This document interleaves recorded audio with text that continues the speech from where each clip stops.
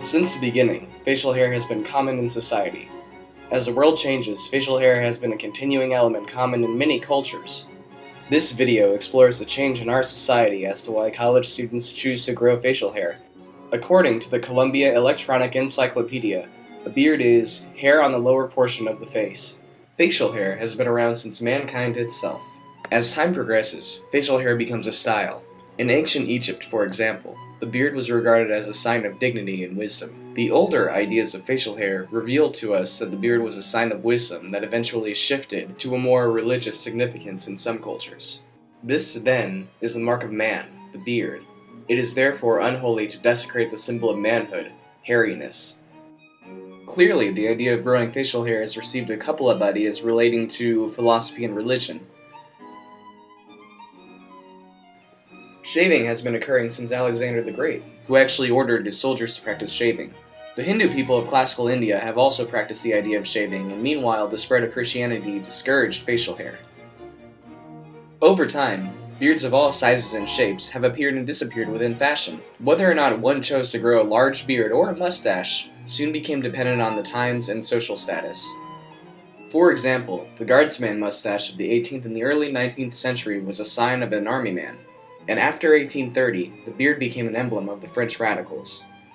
Facial hairstyles have constantly been in flux for centuries, reflecting wisdom, ranking, and culture. Today, facial hairstyles are really common in any university. The question comes up as to why students choose to grow facial hair. My name is Joshua Philip Brogdon. My major is EADP, Emergency Administration and Planning. Why do you have a beard or facial hair? It's because I wanted it. I eventually planned to get it that way. My name is Johnny Rodriguez.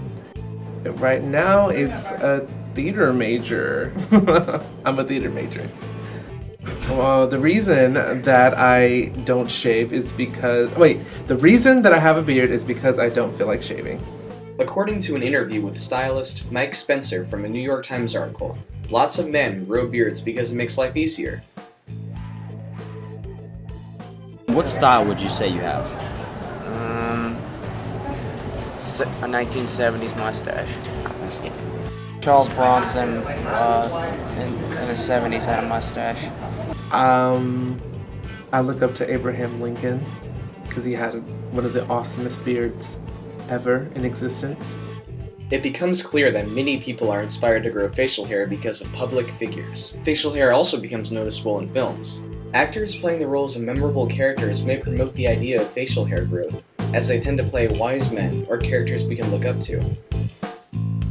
Even celebrities outside films promote the idea of keeping facial hair alive and breathing. But what do the women feel about men growing a forest on their face? My name is Kelsey Bindell. My major is radio, television, film here at UNT.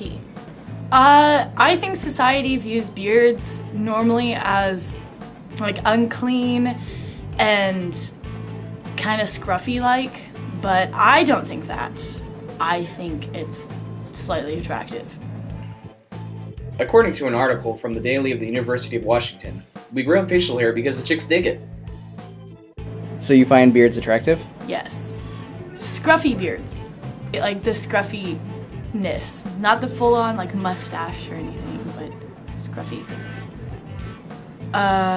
The first one that came to mind was Ashton Kutcher, but I don't really like him, but that's the only one I think of. This beard took me about 3 months to grow out. How do you think society as a whole views facial hair? Right now, I think that society views facial hair as trendy and cool. Every time I go out somewhere, somebody's always complimenting me on my beard. I really don't know why, but they do, so I guess it must be cool.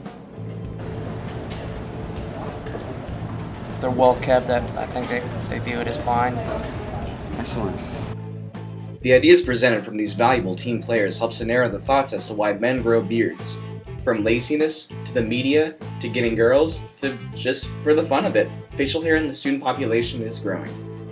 After learning about a brief history lesson of facial hair, we can see a lot of these ideas being reflected in society today. The moral of the story is for centuries, people have had different reasons for growing facial hair, whether it would be influenced by fashion style, media, social acceptance, or just for fun. Facial hair truly tells a story if we just choose not to shave it.